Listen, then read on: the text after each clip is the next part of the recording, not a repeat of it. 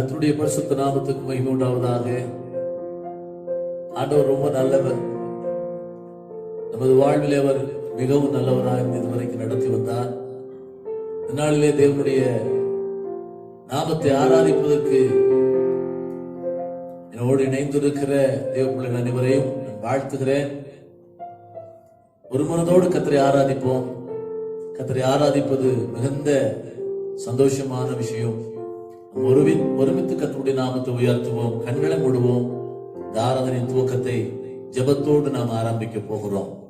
மகா இரக்கமும் கிருபையும் உள்ள பரலோக பிதாவே, ஆசீர்வதிக்கப்பட்டதான நல்ல வேளைக்காய் நான் உமக்கு நன்றி செலுத்துகிறேன். நாதா, இந்த நாளின் ஆராதனை என் தேவனாகிய கர்த்தர் ஆசீர்வதித்தாரும். பாடல்கள், ஆராதனை, தேவனுடைய வார்த்தை எல்லாவற்றையும் தேவனாகிய கர்த்தர் ஆசீர்வதித்து உம்முடைய மகிமை எங்கள் மத்தியிலே வெளிப்படுத்த முடிய ஜெபிக்கிறேன். கர்த்தர் துவக்கம் முதல் முடிவு வரைக்கும் உமது வல்லமையுள்ள கிருபைகளை வெளிப்படுத்துங்க. உடைய வல்லமையான கிரியைகளையும் நாங்கள் காணும்படி உதவி செய்யுங்க. ஆராதனை நடுவில் நடுவரை சோர்ந்து இருக்கிற எல்லா பலவீனத்தோடு இருக்கிற ஒவ்வொருடைய சரத்திலும் கர்த்தருடைய வல்லமை வெளிப்பட்டு சுகத்தையும் பலத்தையும் அருளும்படி நான் ஜெபிக்கிறேன். இவ்விதமாக செய்வதற்காக நன்றி. நாம இப்பொழுதற்காய் ஸ்தோத்திரம். இயேசு கிறிஸ்துவின் நாமத்தில் ஜெபிக்கிறேன் நல்ல பிதாவே, ஆமென், ஆமென். இப்பொழுது சில பாடலை நாம் பாடி கர்த்தருடைய நாமத்தை உயர்த்த போகிறோம். முதலாவது, துதித்து பாடிட பாத்திரமே துங்கவன் இயேசுவின் நாமம் அதே, துதிகளின் மத்தியில் வாசம் செய்யும் தூயனை நேயமாய் ஸ்தோத்தரிப்போம் என்கிற அந்த பாடலை நாம் பாடி ஆண்டவரை மகிமைப்படுத்த போகிறோம். துதித்து பாடிட பாத்திரமே துங்கவன் இயேசுவின் நாமமதே, துதித்து பாடிட பாத்திரமே துங்கவன் இயேசுவின் நாமமதே, துதிகளின் மத்தியில் வாசம் செய்யும் தூயனை நேயமாய் ஸ்தோத்தரிப்போமே. அற்புதமே அவன் நடத்துதலே, ஆனந்தமே பரமானந்தமே, நன்றியால் உள்ளமே மிக பொங்கிடுதே.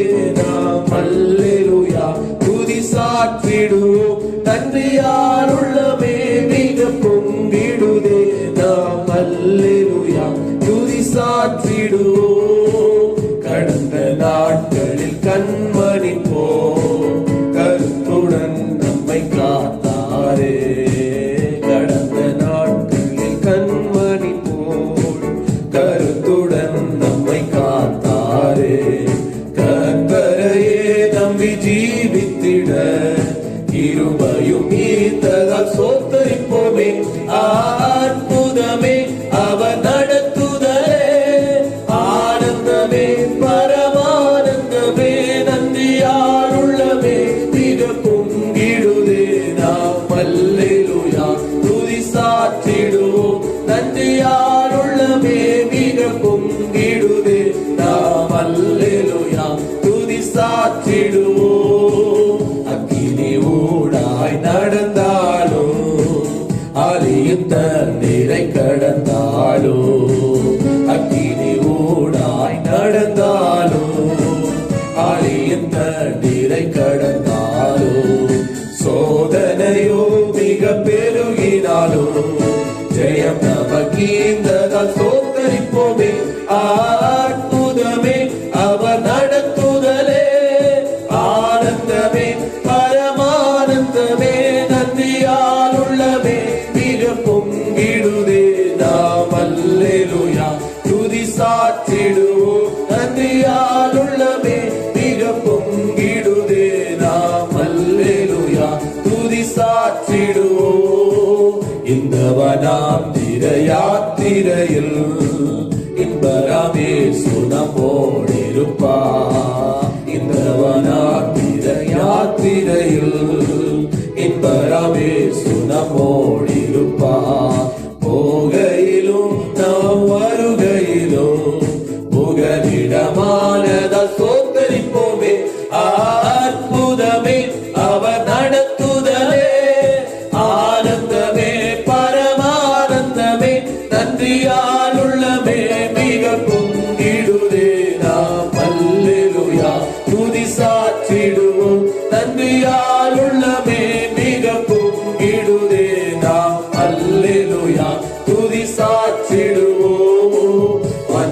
தீர்த்திட வந்திடுவார். வரும் என்றே நாம் அழைத்திடுவோம். வாஞ்சைகள் தீர்த்திட வந்திடுவார். வரும் என்றே நாம் அழைத்திடுவோம். வானத்திலே ஒன்று சேர்ந்திடும் நாள் இறைந்து நெருங்கிட ஸ்தோத்தரிப்போமே. அற்புதமே அவர் நடத்துதலே, ஆனந்தமே பரமானந்தமே, நன்றியால் உள்ளமே மிக பொங்கிடுதே.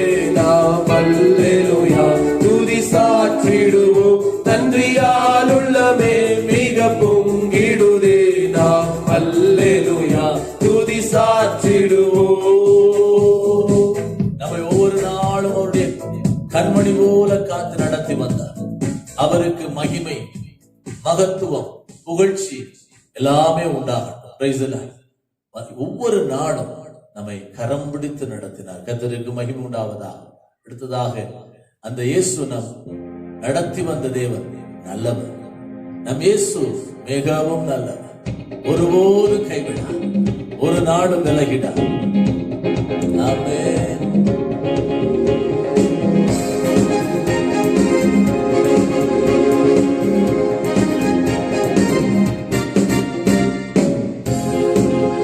நம் இயேசு நல்லவர், ஒருபோதும் கைவிடா, ஒரு நாளும் விலகிடா.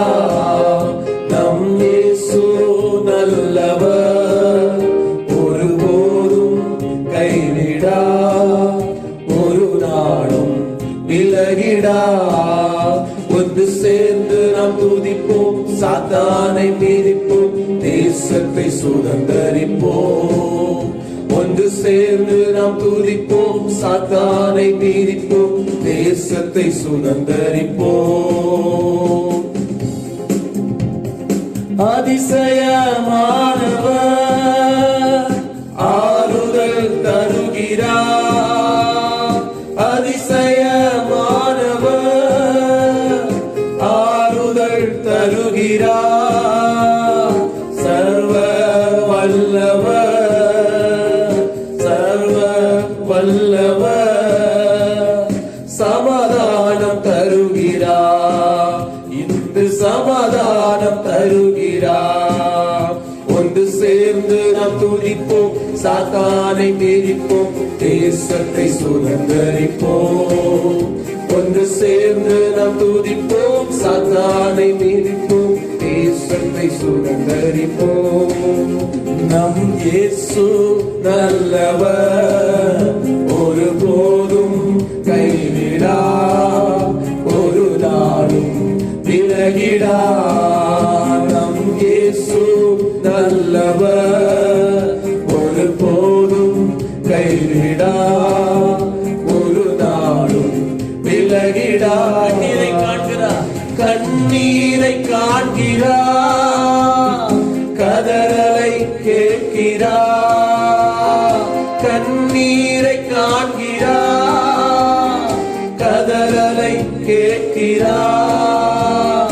வேதனை அறிகிறார், நம் வேதனை அறிகிறார். விடுதலை தருகிறார், இன்று விடுதலை தருகிறார். ஒன்று சேர்ந்து நாம் துதிப்போம், சாத்தானை மீதிப்போம், தேசத்தை சுதந்தரிப்போம். ஒன்று சேர்ந்து நாம் துதிப்போம், சாத்தானை மீதிப்போம், தேசத்தை சுதந்தரிப்போம். நம் இயேசு நல்லவர், ஒருபோதும் கைவிடா, ஒரு நாளும் விலகிடா. நம் இயேசு நல்லவர், ஒருபோதும் கைவிடா, ஒரு நாளும் விலகிடா. எதிர்காலம் நமக்குண்டு, எதற்கும் பயமில்லை. எதிர்காலம் நமக்குண்டு, எதற்கும் பயமில்லை. அதிகாரம் கையிலே, அதிகாரம் கையிலே, தேசத்தை நாம் ஆளுவோம் தேசத்தை. ஒன்று சேர்ந்து நாம் துதிப்போம், சாத்தானை மீறிப்போம், தேசத்தை சுதந்தரிப்போம். ஒன்று சேர்ந்து நாம் துதிப்போம், சாத்தானை மீறிப்போம், தேசத்தை சுதந்தரிப்போம். நம் இயேசு நல்லவர், ஒருபோதும் கைவிடா, ஒரு நாளும் விலகிடா. நம் இயேசு நல்லவர், ஒருபோதும் கைவிடா, ஒரு நாளும் விலகிடா. நொறுங்குண்ட நெஞ்சமே நோக்கிடு இயேசுவை, நொறுங்குண்ட நெஞ்சமே நோக்கிடு இயேசுவை. கூப்பிடு உண்மையா, இது கூப்பிடு உண்மையா, குறையெல்லாம் நீக்குவா, குறையெல்லாம் நீக்குவா. ஒன்று சேர்ந்து நாம் துதிப்போம், சாத்தானை மீறிப்போம், தேசத்தை சுதந்தரிப்போம். ஒன்று சேர்ந்து நாம் துதிப்போம், சாத்தானை மீறிப்போம், தேசத்தை சுதந்தரிப்போம். தேவன் நல்லவர், தேசு நல்லவர், ஒருபோதும் கைவிடா, ஒரு நாளும் விலகிடா. நம் இயேசு நல்லவர், ஒருபோதும் கைவிடா, ஒரு நாளும் விலகிடா. அல்லேலூயா, அல்லேலூயா. ஆண்டவராகிய தேவன் நல்லவர். நாம் எதை கேட்டாலும் அவரை தருகிறது. அவர் தான் சொன்னார் இல்லையா, என் நாமத்தினாலே நீங்கள் எதை கேட்டாலும் நான் உங்களுக்கு செய்வேன் என்று சொல்லியிருக்கிறார். ஆகையினாலே நம்முடைய தேவன் எல்லாவற்றையும் நமக்கு செய்ய வல்லவராயிருக்கிறார். அவர் மேல் நம்பிக்கையா இருக்கிற நாம் அவருடைய பலனை ஒவ்வொரு நாளும், ஆண்டவரே உம்முடைய புது பலனை எங்களுக்கு தந்து நடத்துங்க அப்படின்னு கேட்கும் போது அவர் தம்முடைய புது பலனால் நிரப்பி நம்மை நடத்துவதற்கு நல்லவராயிருக்கிறார். ஹல்லேலூயா, ஹல்லேலூயா.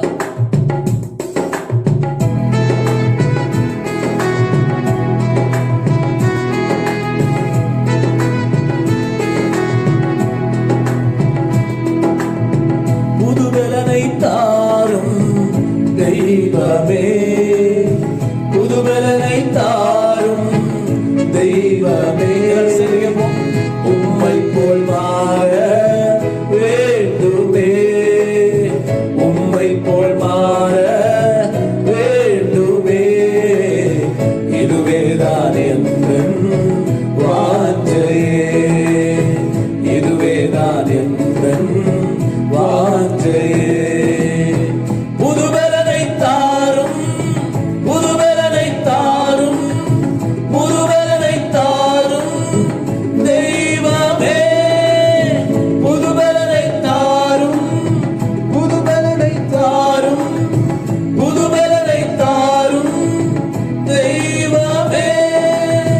புதுபலனை தாரும் தெய்வமே, புதுபலனை தாரும் தெய்வமே. உம்மை போல் மாற வேண்டுமே, உம்மை போல் மாற வேண்டுமே.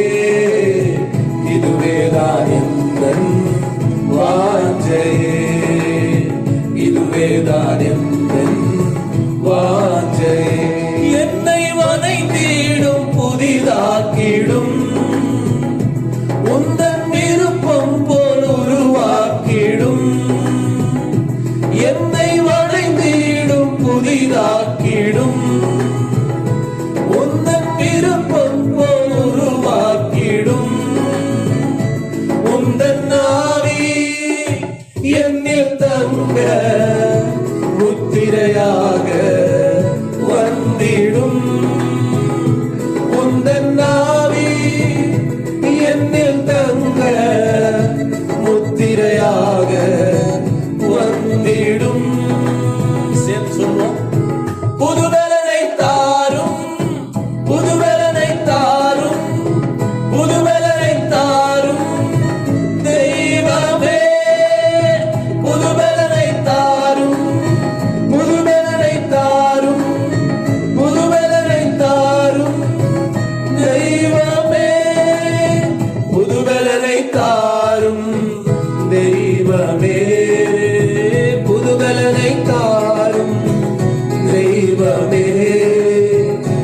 உம்மை போல் மாற வேண்டுமே, உம்மை போல் மாற வேண்டுமே.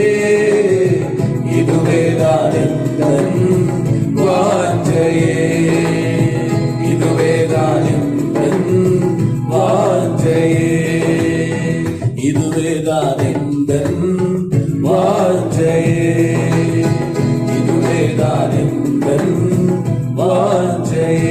அனுதினம் உம்மில் வளரச் செய்யும், உந்தன் இரக்கத்தை உணரச் செய்யும். உந்தன் நாமம் எந்த துருகம் முற்றிலுமாக அர்ப்பணித்தேன் என்று சொல்லி நாம் பாடப் போகிறோம். நம்ம உண்மை ஆண்டவர் வாஞ்சையோடு இருப்போம். ஆண்டவரே, என்னை நீ நிரப்பணும். நாங்க ஒன்றாய் கூடி வருகிற வேளையிலே உடைய உன்னத வல்லமையில எங்களை நிரப்புவதற்கு நாங்கள் ஜெபித்துக் கொண்டே இருக்கிறோம்ப்பா. ஆண்டவரே, அதற்கு முன்பாகவே முத்துரையாக எங்கள் நடுவிலே இருக்கிற தேவன் என்னை பலப்படுத்துங்கப்பா. தினம் உம்மில் வளர செய்யும், உந்தன் இரக்கத்தை உணர செய்யும். அனுதினம் உம்மில் வளர செய்யும், உந்தன் இரக்கத்தை உணர செய்யும். உந்தன் நாமம் எந்தன் துருகம் முற்றிலுமாக அர்ப்பணித்தே. உந்தன் நாமம் எந்தன் துருகம் முற்றிலுமாக அர்ப்பணித்தே. புதுபலனை தாரும், புதுபலனை தாரும், புதுபலனை தாரும் தெய்வமே. புதுபலனை தாரும், புதுபலனை தாரும், புதுபலனை தாரும் தெய்வமே. புதுபலனை தாரும் தெய்வமே, புதுபலனை தாரும் தெய்வமே. உம்மை போல் மாற வேண்டுமே, உம்மை போல் மாற வேண்டுமே. இதுவேதான் எந்தன் வாஞ்சையே, இதுவேதான் எந்தன் வாஞ்சையே. புதுபலனை தாரும், புதுபலனை தாரும், புதுபலனை தாரும் தெய்வமே. புதுபலனை தாரும், புதுபலனை தாரும், புதுபலனை தாரும் தெய்வமே.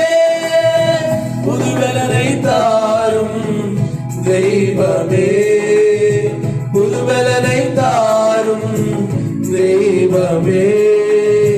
உம்மை போல் மாற வேண்டுமே, உம்மை போல் மாற வேண்டுமே. இதுவேதான் எந்தன் வாஞ்சையே, இதுவேதான் எந்தன் வாஞ்சையே, இதுவேதான் எந்தன் வாஞ்சையே. கர்த்தாவே, நாங்கள் உம்மை ஆராதிக்க போகிறோம்ப்பா. எங்கள் நடுவிலே கர்த்தர் எழுந்தருளி உடைய புதுபலனால் எங்களை நிரப்பும் என்று நாம் ஆண்டவரிடத்திலே கேட்டு ஆராதிக்க போகிறோம். அந்த புது பலன் மேல் ஊற்றப்படுவதற்கு நம்ம எந்த ஒரு தடைகளுக்கும் இடம் கொடுக்க கூடாது. ஆண்டவரே, என்னுடைய நினைவுகள், பார்வை, பேச்சிலே உண்டான எல்லா கரைகளையும் எல்லா குறைவுகளையும் கர்த்தராகிய தேவன் நீக்கும்படி உடைய பரிசுத்த முகத்தை பார்க்கிறேன். ஆண்டவரே, கர்த்தர் இறங்குவீராக. ஹல்லேலூயா, உமக்கு ஸ்தோத்திரம் கர்த்தாவே. உம்மை நன்றியோடு துதிக்கிறேன், நன்றியோடு துதிக்கிறேன் அப்பா. பரிசுத்த பிதாவே, உம்மை நன்றியோடு துதிக்கிறேன். என் நடுவிலே கர்த்தர் எழுந்தருளி உடைய மகிமையான பிரசனத்தினாலே ஹல்லேலூயா எங்களை நிரப்பும்படியாய் செபிக்கிறேன் கர்த்தாவே. நீ நல்லவர், நல்லவர், நல்லவர். சற்று நேரம் எல்லாரும் கர்த்தரை துதிப்போம். அர்ப்பணித்தவர்களா கர்த்தரை துதிப்போம். ஹல்லேலூயா, ஹல்லேலூயா, ஹல்லேலூயா, ஹல்லேலூயா, ஹல்லேலூயா. ஆவியானவரே, உம்மை நன்றியோடு துதிக்கிறேன். உம்மை ஸ்தோத்திரிக்கிறோம் கர்த்தாவே, உமக்கு நன்றி. பரலோகத்தின் தேவனே, உமக்கு நன்றியோடு உம்மை ஸ்தோத்திரிக்கிறோம், உம்மை ஸ்தோத்திரிக்கிறோம் ஆண்டவரே. தூய ஆவியானவரே, நாங்கள் நன்றியோடு உம்மை துதிக்கிறோம் ஆண்டவரே, உம்மை உயர்த்துகிறோம், உம்மை நாமத்தை நாங்கள் ஒருமித்து உயர்த்துகிறோம் ஆண்டவரே. உம்மை நாங்கள் நன்றியோடு உம்மை ஸ்தோத்திரிக்கிறோம், உம்மை ஸ்தோத்திரிக்கிறோம் கர்த்தாவே. பரலோகத்தின் தேவனே, உமக்கு நன்றி ஆண்டவரே. உம்மை நன்றியோடு உம்மை ஸ்தோத்திரிக்கிறோம் அப்பா, உம்மை ஸ்தோத்திரிக்கிறோம், உம்மை ஸ்தோத்திரிக்கிறோம் அப்பா. கிருபை நிறைந்தவரே, உமக்கு நன்றி. இரக்கம் நிறைந்தவரே, உம்மை நாங்கள் நன்றியோடு உம்மை ஸ்தோத்திரிக்கிறோம் அப்பா, உம்மை ஸ்தோத்திரிக்கிறோம், உம்மை ஸ்தோத்திரிக்கிறோம். பரலோகத்தின் தேவனே, உமக்கு நன்றி. ஆவியானவரே, உமக்கு நன்றி அப்பா. உம்மை நாங்கள் நன்றியோடு உம்மை துதிக்கிறோம் ஏசப்பா, உம்மை ஸ்தோத்திரிக்கிறோம், உம்மை ஸ்தோத்திரிக்கிறோம் கர்த்தாவே. பரலோகத்தின் தேவனே, உம்மை துதிக்கிறோம். அன்பின் ஆவியானவரே, உமக்கு ஸ்தோத்திரம் அப்பா. உம்மை நன்றியோடு துதிக்கிறேன் நன்றி ஆண்டவரே. நீ நல்லவர். ஹல்லேலூயா. கர்த்தர் நல்லவர், நல்லவர். கர்த்தாவே நீ நல்லவர். இயேசுவே நீ பெரியவர் அப்பா, உமக்கு ஸ்தோத்திரம். ஆவியானவரே, உமக்கு ஸ்தோத்திரம் ஆண்டவரே. ஹல்லேலூயா. ஆவியானவரே, உம்மை துதிக்கிறோம். வாரும் தூய ஆவியே, உம் பிரசன்னத்தை வாஞ்சிக்கிறோம். உம் வல்லமையா என்னை நிறைத்து நீராடுகை செய்யும். வாரும் தூய ஆவியே,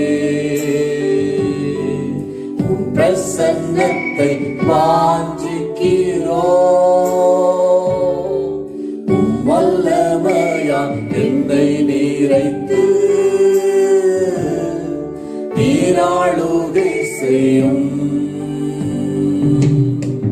ஜீவத் தண்ணீர் நீரே, தாகம் தீர்க்கும் ஊற்று, ஆலோசனை கர்த்தரே, என்னை ஆளுகை செய்யும். ஜீவத் தண்ணீர் நீரே, தாகம் தீர்க்கும் ஊற்று, ஆலோசனை கர்த்தரே, என்னை ஆளுகை செய்யும். வாரும் தூய ஆவியே, உம் பிரசன்னத்தை வாஞ்சிக்கிறோம். உம் வல்லமையா என்னை நீரைத்து நீராடுகை செய்யும். அக்கினியும் நீரே, பெருங்காற்றும் நீரே, பெருமழை போலவே உம்மாவியை ஊற்றும். அக்கினியும் நீரே, சேர்ந்து பாடுவோம். பெருங்காற்றும் நீரே, பெருமழை போலவே உம்மாவியை ஊற்றும். வாரும் தூய ஆவியே, உம் பிரசன்னத்தை வாஞ்சிக்கிறோம். உம் வல்லமையா என்னை நீரைத்து நீராளுகை செய்யும். வாரும் தூய ஆவியே, உம் பிரசன்னத்தை வாஞ்சிக்கிறோம். உம் வல்லமையா நீரைத்து நீராளுகை செய்யோ. ஹalleluya hallelujah hallelujah hallelujah hallelujah hallelujah hallelujah hallelujah. Praise the Lord. Hallelujah hallelujah. ஆண்டவரே எங்கள் மத்தியிலே வந்து அசைவாடுங்கப்பா. என் நல்லவர் ஆண்டவரே. ஹalleluya. நன்றியோடு துதிக்கிறேன். துணையாளரே துணையாளரே துன்பத்தில் தாங்கும் மணவாளரே. துணையாளரே துணையாளரே துன்பத்தில் தாங்கும் மணவாளரே. கண்ணீரை நீக்கி காயங்களாற்றி கனிவோடு நடத்திடுவார். கண்ணீரை நீக்கி காயங்களாற்றி கனிவோடு நடத்திடுவார். சேர்ந்து ஆராதிப்போம். ஆராதனை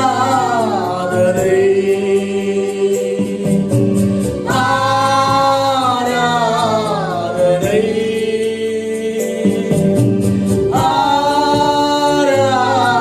ஆராதனை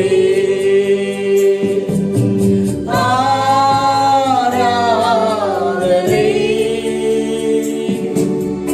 அல்லேலூயா அல்லேலூயா. ஆராதனை உமக்கே. அல்லேலூயா அல்லேலூயா. ஆராதனை உமக்கே. வெண்மேகமே வெண்மேகமே வெளிச்சம் தாரும் இந்நேரமே. வெண்மேகமே வெண்மேகமே வெளிச்சம் தாரும் இந்நேரமே. அபிஷேகமூர்த்தி மறுரூபமாக்கி ஆற்றலை தந்திடுவார். அபிஷேகமூர்த்தி மறுரூபமாக்கி ஆற்றலை தந்திடுவார். சேர்ந்தாய்ப்போமா. ஆராதனை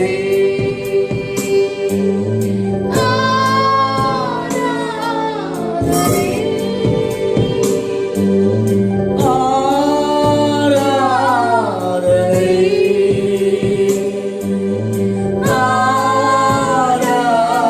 ஆராதனை. அல்லேலூயா அல்லேலூயா. ஆராதனை உமக்கே.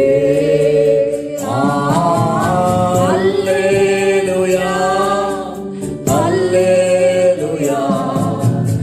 ஆராதனை உமக்கே. அல்லேலூயா அல்லேலூயா. ஆராதனை உமக்கே. அல்லேலூயா அல்லேலூயா. ஆராதனை உமக்கே. ஆராதனை ஆராதனை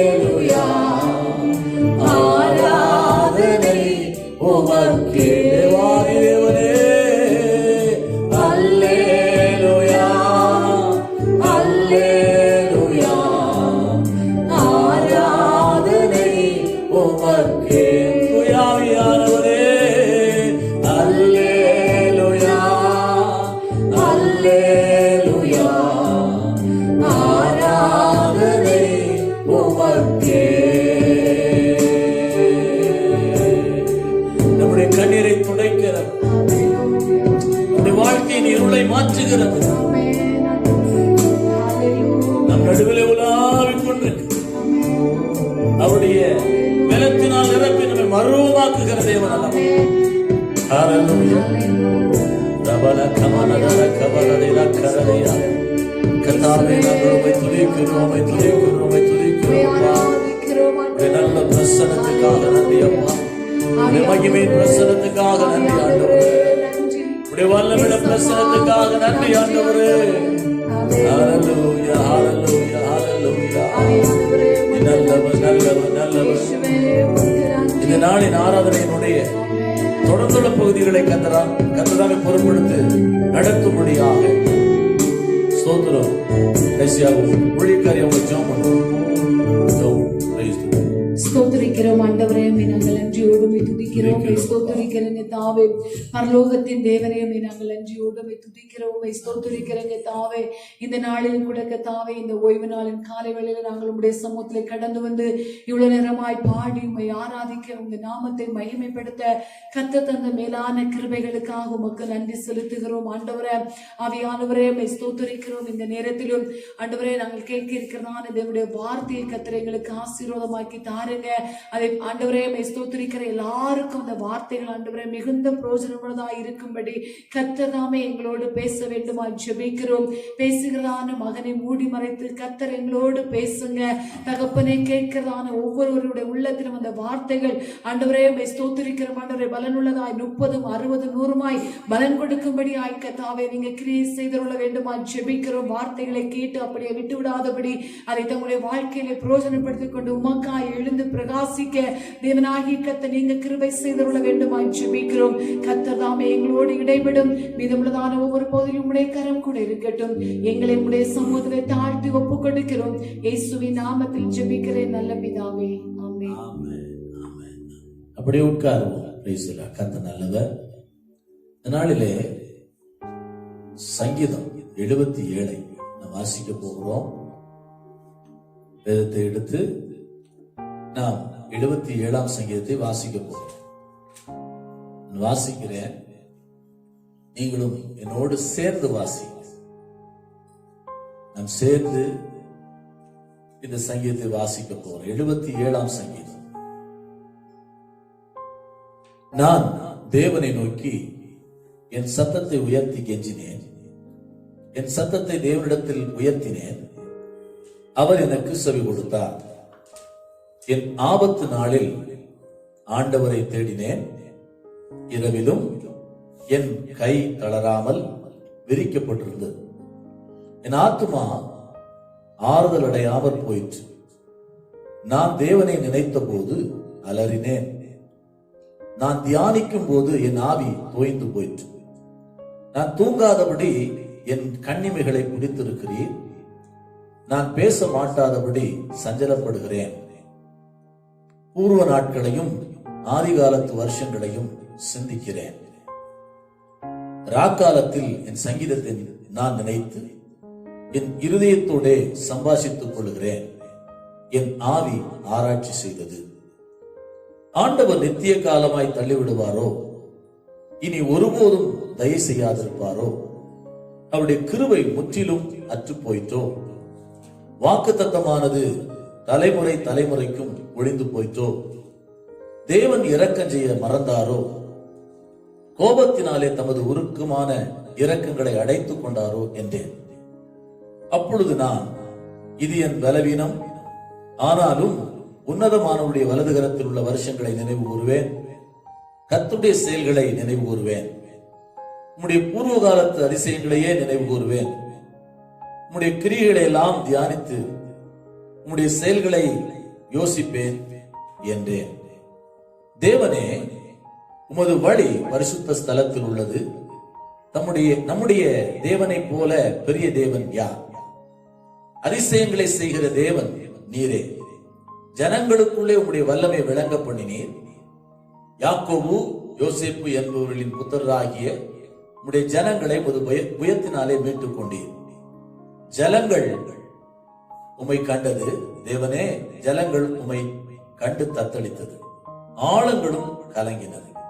மேகங்கள் ஜலங்களை பொழிந்தது. ஆகாய மண்டலங்கள் முழக்கமிட்டது. உம்முடைய அம்புகளும் தெரிப்புண்டு பறந்தது. உம்முடைய குமுறலின் சத்தம் சுழல் காற்றில் முழங்கினது. மின்னல்கள் பூச்சக்கரத்தை பிரகாசிப்பித்தது. பூமி குலுங்கி அதிர்ந்தது. முது வழி கடலிலும் முது பாதைகள் திரண்ட தண்ணீர்களிலும் இருந்தது. முது காலடிகள் தெரியப்படாமற் போயிற்று. மோசே ஆரோன் என்பவர்களின் கையால் உமது ஜனங்களை ஒரு ஆட்டு மந்தையை போல வழி நடத்தினீர். இந்த நாளிலே நாம் என்னுடைய வார்த்தை கேட்பதற்கு முன்பாக ஆண்டவராகிய கர்த்தருடைய சமூகத்திலே இப்பொழுது நாம் ஒரு ஜெபத்தை எடுக்க போகிறோம். எல்லா மாநிலங்களிலும் திருச்சபை திறந்து அவள் ஆராதிப்பதற்கான ஒரு வழி இருக்கிறது. நம்முடைய மாநிலத்திலே மிகுந்த நெருக்கமா இருக்கிறது.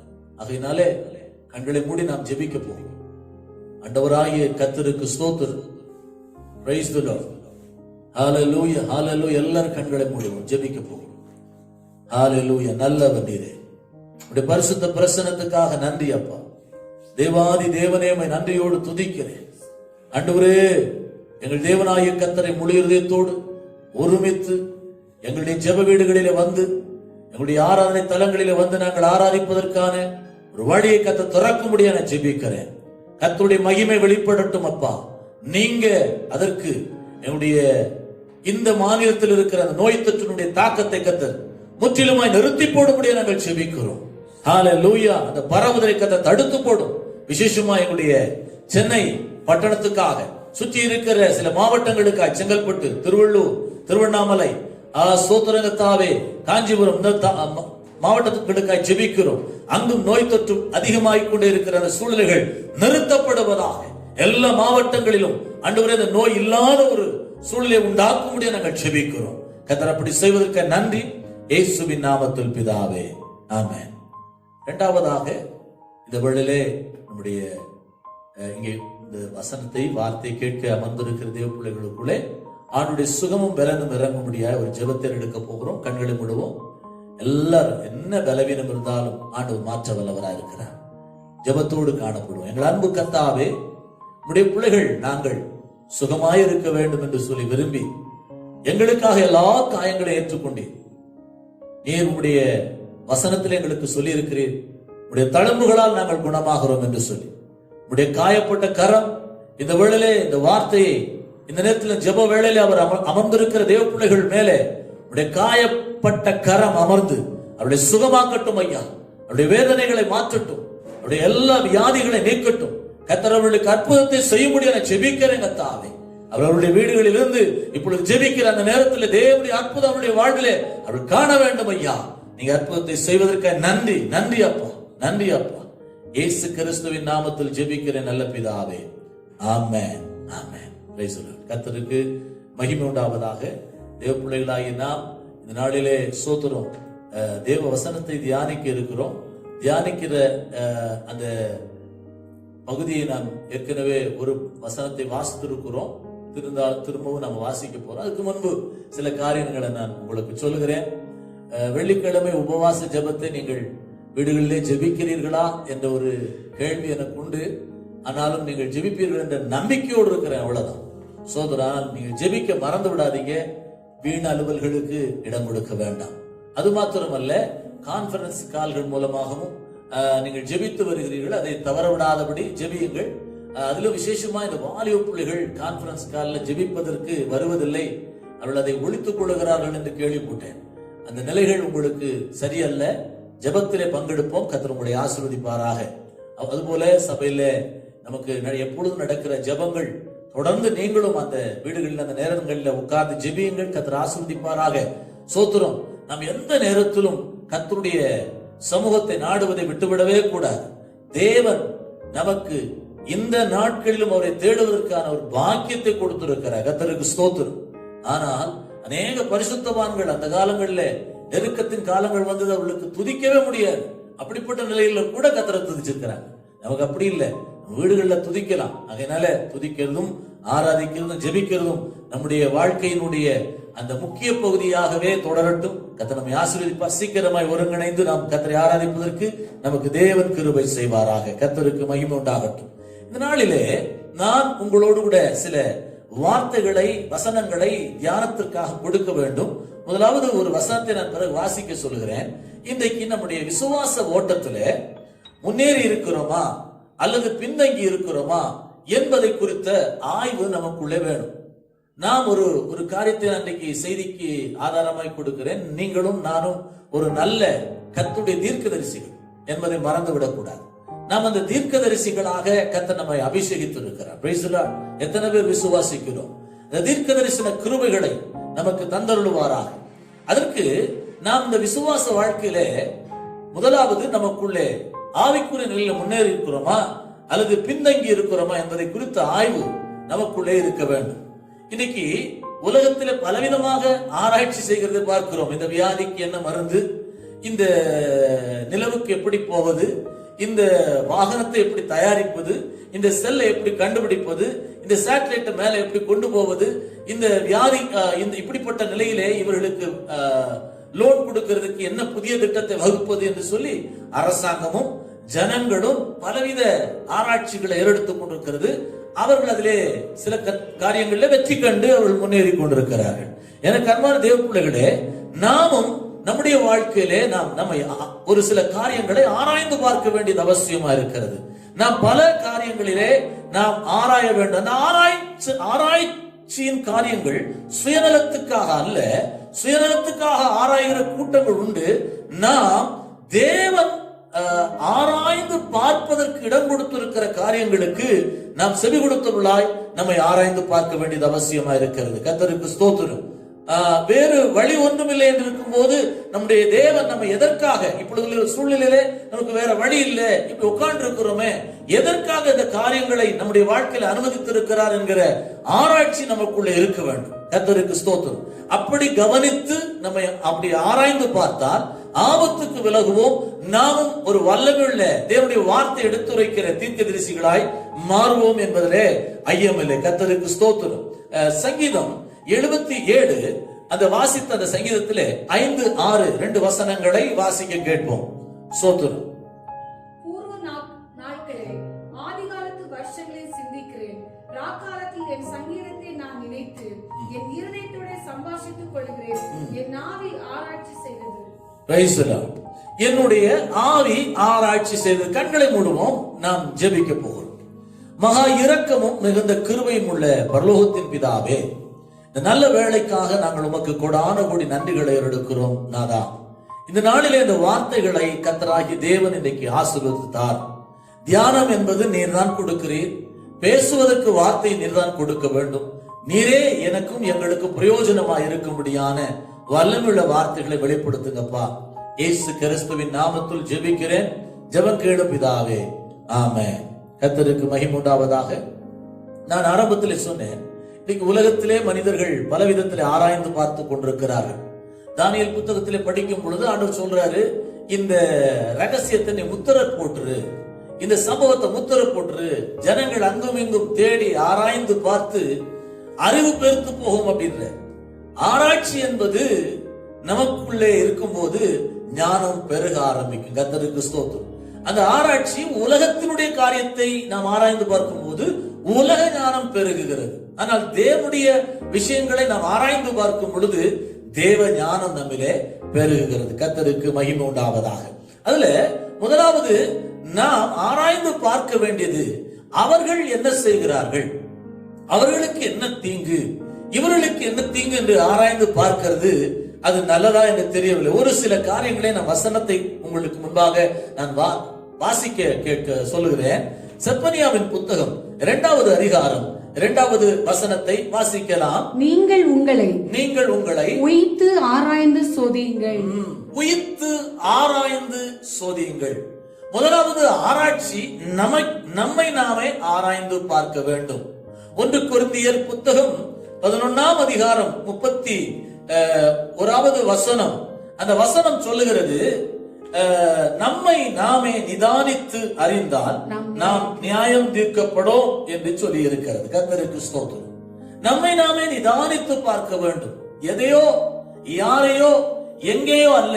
தீர்க்கதரிசியினுடைய நிலைமைகள், கர்த்தருடைய பிள்ளைகளுடைய நிலைமைகள், ஊழியக்காரருடைய நிலைமைகள், ஊழியக்காரருடைய நிலைமைகள், வாலிப பிள்ளைகளுடைய நிலைமைகள் நம்மை ஆராய்ந்து பார்க்க வேண்டும். இந்த காலங்களிலே நம்மை நாம் ஆராய்ந்து பார்க்கும் பொழுது நம்முடைய மனதிலே ஒரு தெளிவு உண்டாகும்.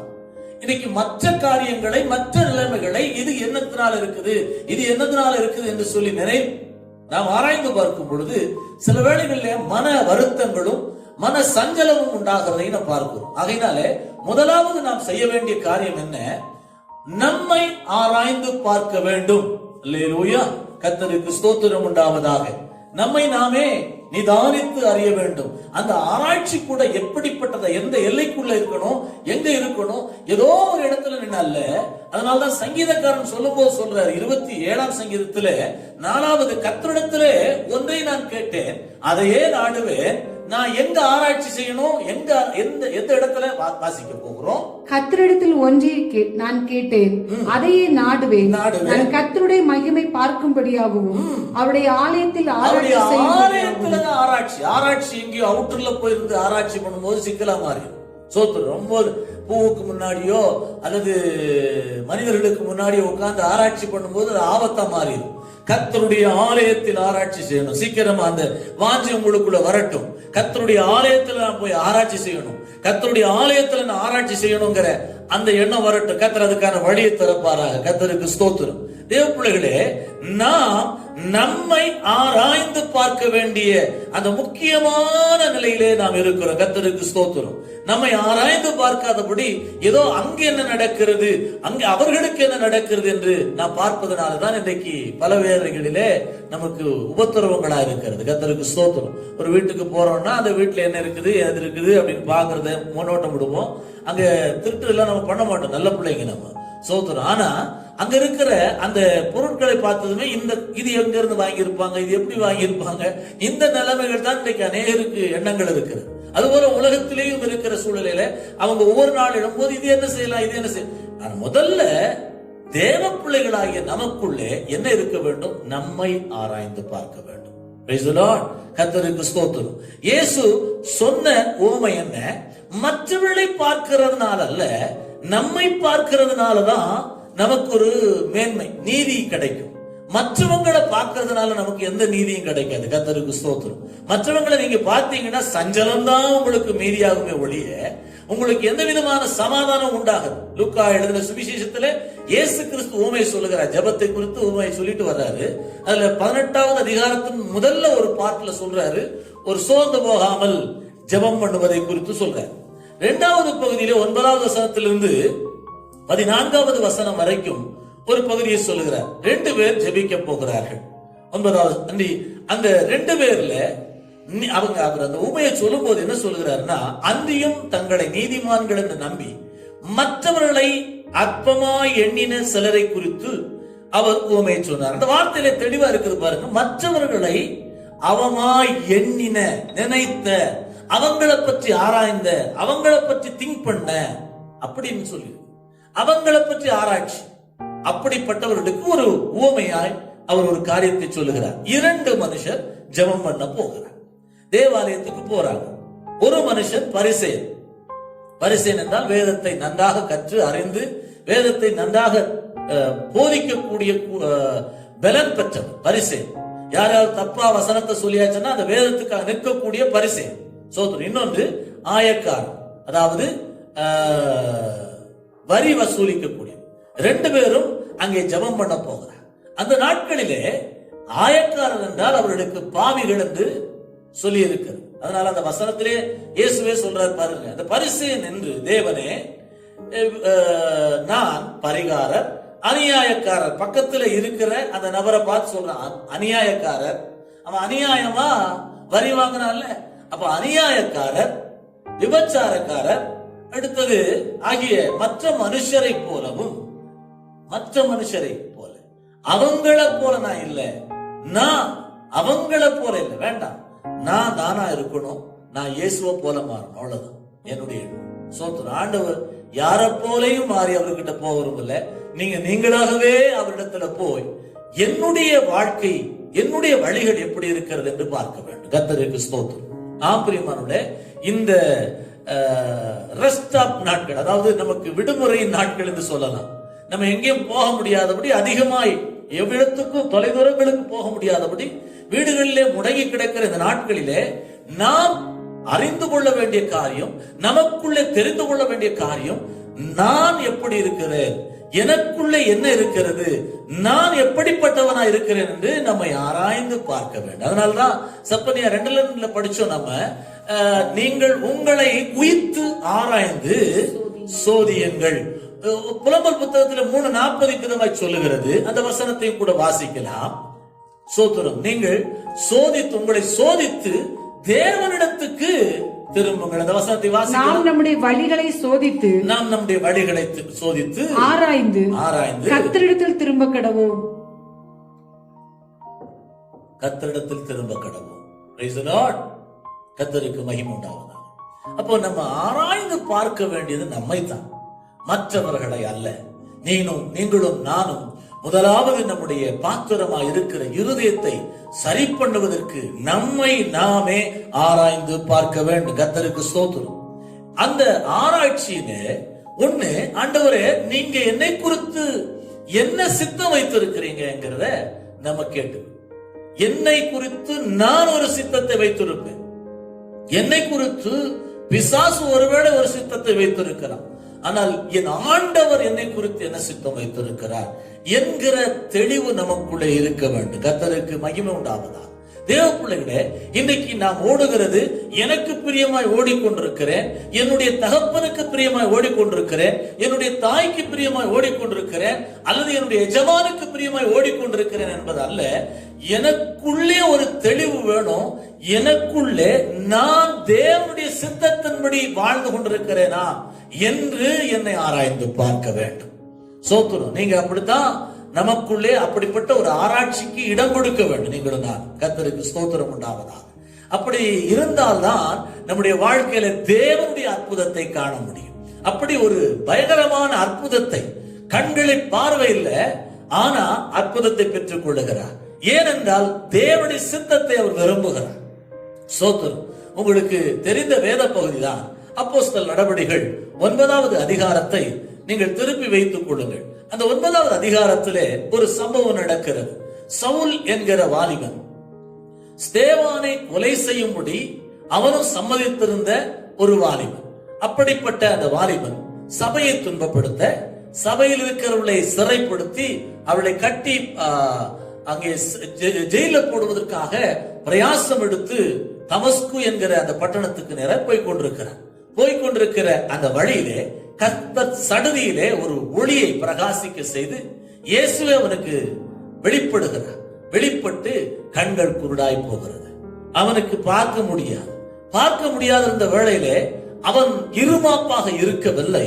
அந்த இடத்துல தேவனுடைய சத்தம் வெளிப்படுகிறது. அவனுடைய சத்தம் வெளிப்பட்ட உடனே, கர்த்தாவே நான் என்ன செய்ய சித்தமா இருக்கிறீர் என்று கேட்கிறார். கர்த்தருக்கு ஸ்தோத்திரம். நம்மை ஆராய்ந்து பார்க்கிற வேளையில நாம் தேவனுடைய சித்தத்தின்படி வாழ்ந்து கொண்டிருக்கிறோமா, தேவனுடைய சித்தம் என்னை குறித்து என்னங்கிறத நம்ம கவனிக்க வேண்டியது அவசியம். இன்னைக்கும் ஒவ்வொரு நாளும் உங்களை குறித்து என்ன தேவ சித்தம்னு நீங்க ஆராய்ந்து பார்த்திருந்தீங்கன்னா இத்தனை நாட்களும் நம்ம வீணான நேரங்களை செலவிட்டிருக்க மாட்டோம். கர்த்தருக்கு ஸ்தோத்திரம். அவன் என்னை குறித்து என்ன செய்ய சித்தமா இருக்கிறீர் என்று ஒரு கேள்வி எழுப்புகிறார். அந்த 9ஆம் அதிகாரம் 6வது வசனத்தை படிக்கலாம். வாசிங்க. அவன் நடுங்கி திகைத்து ஆண்டவரே நான் என்ன செய்ய சித்தமாயிருக்கிறீர் என்றான். பாருங்க, அவன் கேட்கிற வார்த்தையே, நான் என்ன செய்ய சித்தமாயிருக்கிறீர், என்னை குறித்து நீர், என் ஆண்டவரை நீர் என்ன செய்ய, என்னுடைய வாழ்க்கையில் என்ன செய்ய சித்தமா இருக்கிறீர் என்பதை எனக்கு காட்டும் என்று சொல்லுகிறார். அப்ப ஆண்டு சொல்றாரு, இப்போ நான் உனக்கு எல்லாத்தையும் சொல்லுவேன், இப்போன்னு சொல்றேன். கர்த்தருக்கு ஸ்தோத்திரம். இன்னைக்கு நம்ம அப்படி கேட்டிருக்கிறோமா? ஆண்டவரே, இந்த நாட்கள்ல என்னத்துக்காக எங்களுக்கு இப்படிப்பட்ட நிலை கொடுத்திருக்கிறீர், எதற்காக இதை கொடுத்திருக்கிறீர் நம்ம கேட்டிருக்கிறோமா? கேட்போம். ஒரு நாளும் நம்ம எதற்காக ஒரு நாளை நமக்கு இப்படி கொடுத்திருக்கிறாருங்கிறத கவனமாய் பார்க்கணும். என்ன செய்ய சித்தமா இருக்கிறீர் அப்படி அவன் கேட்டதுனால வசனம் சொல்லுகிறது, அதற்கு அதை கேட்ட அப்படி தேவ சித்தத்தின்படி செய்வதற்கு தன்னை அர்ப்பணித்தவன் உடனடியாக அவன் செய்கிற காரியம் என்ன செய்ய சித்தமா இருக்கிறீர் என்கிற அந்த மனுஷன் உடனடியாக சொன்ன அந்த காரியத்தை பார்க்கலாம். 9வது வசனத்தை வாசிங்க. அவன் 3 நாள் பார்வை இல்லாதவனாய் புசியாமலும் குடியாமலும் இருந்தான். 3 நாள் பார்வை இல்லாதவனாய் புசியாமலும் குடியாமலும் இருந்தான். அப்படின்னா என்னது? அதை குறித்து வேதம் இன்னும் சொல்லுகிறது. நீ ஒரு வசனத்தை நாம் வாசிக்க போகிறோம். ஸ்தோத்திரம். 11வது வசனம். அப்பொழுது கர்த்தர் எழுந்து நேர்த்தரு என்னப்பட்ட தெருவுக்கு போய் யூதாவின் வீட்டிலே தர்சு பட்டணத்தானாகிய சவுல் என்னும் பேருள்ள ஒருவனை தேடு, அவன் இப்பொழுது ஜெபம் பண்ணி கொண்டிருக்கிறான். கவனமாய் கவனிப்போம். இப்ப என்ன எழுதியிருக்கு அந்த வார்த்தை? அவன் தன்னை தேவனுடைய சித்தத்தை செய்வதற்கு, ஆண்டவரை நீங்க என்ன செய்யணும்னு விரும்புறீங்க அப்படின்னு கேட்ட உடனே அடுத்தது அவனுடைய ஆண்டவர் அவனுக்கு செவி கொடுப்பதற்கு, அதாவது அவனோடு பேசுவதற்கு அவன் என்ன செய்யறான்னா தேவனுடைய பாதத்துல உட்கார 3 நாட்கள் புசிக்கவும் இல்லை, குடிக்கவும் இல்லை, சாப்பிடல, தண்ணி குடிக்கலன்னு சொல்லுது. நம்ம அந்த மாதிரி பாஸ்டிங் இருக்கிறது சிரமமான காரியம். அப்படி உபவாசித்து ஜெபம் பண்றதுதான் 11வது வசனத்துல இயேசுவே அவன் அந்த அனனியாவை பார்த்து சொல்லுகிறான், அவன் இப்பொழுது ஜெபம் பண்ணி கொண்டிருக்கிறான். இந்த 3 நாட்களும் அவன் ஜெபம் பண்ணி கொண்டிருக்கிற அந்த நிலையை நான் பார்க்கிறோம். நம்மை குறித்து என்ன தேவ சித்தம், இன்னைக்கு நம்ம என்ன செய்யணுங்கிறது புரிந்து கொண்டிருக்கிறோமா? ஆண்டவரிடத்துல கேட்டிருக்கிறோமா? அவர் என்ன செய்ய சித்தமா இருக்கிறீன்னு நம்ம கேட்டு சொன்னதுமே அவர் நம்ம பார்த்து சொல்ற, நீ இதை செய்யணும் சொன்னா அதை செய்யறோமா? இன்னைக்கும் நம்ம சவுல் அந்த தேவ சித்தத்தை நிறைவேற்றுவதற்கு தன்னை அர்ப்பணித்த அந்த நேரத்தில் ஆண்டவர் அவருடைய வார்த்தையை எனக்கு வெளிப்படுத்த வேண்டும், அந்த சித்தம் என்ன என்பதை தெரியப்படுத்த வேண்டும் என்பதற்கு வீணாக சுத்தல, ஏதோ மற்றவர்கிட்ட பேசிட்டு இருக்கல, அவருடைய வார்த்தை எனக்கு வந்தாதான் என்ன தேவ சித்தம்னு எனக்கு தெரியும். அதனால அவருடைய பாதத்துல உட்கார்றாரு. கர்த்தருக்கு ஸ்தோத்திரம். எனக்கு அன்பான தேவ பிள்ளையே, நாம் அவருடைய சித்தத்தை அறிந்து கொள்ள வேண்டுமானால் நாம் அவருடைய பாதத்துல உட்காராம கட்டாயம் நம்ம அவருடைய சித்தத்தை அறிந்து கொள்வது கடினமா இருக்கிறது. அப்படி அவன் தேவ சித்தத்தை அறிந்து கொண்டபடினாலே தேவ பாதத்துல உட்கார்ந்து என்னை குறித்து என்ன தேவ சித்தம் அப்படின்னு கேட்டதுனால நடந்த அற்புதம் உங்களுக்கு தெரியும். அவன் உடனே பாருங்க 17வது வசனமும் 18வது வசனத்தை வாசிக்கலாம். அப்பொழுது அனனியா போய் வீட்டுக்குள் பிரவேசித்து அவன் மேல் கையை வைத்து, சகோதரனாகிய சவுலே, நீ வந்த வழியிலே உனக்கு தரிசனமான இயேசுவாகிய கர்த்தர் நீ பார்வையிடும்படிக்கு பரிசுத்த ஆவியினாலே நிரப்பப்படும்படிக்கும் என்னை அனுப்பினார் என்றான். உடனே அவன் கண்களிலிருந்து நீர் செதில்கள் போன்றவைகள் விழுந்தது. விழுந்தது.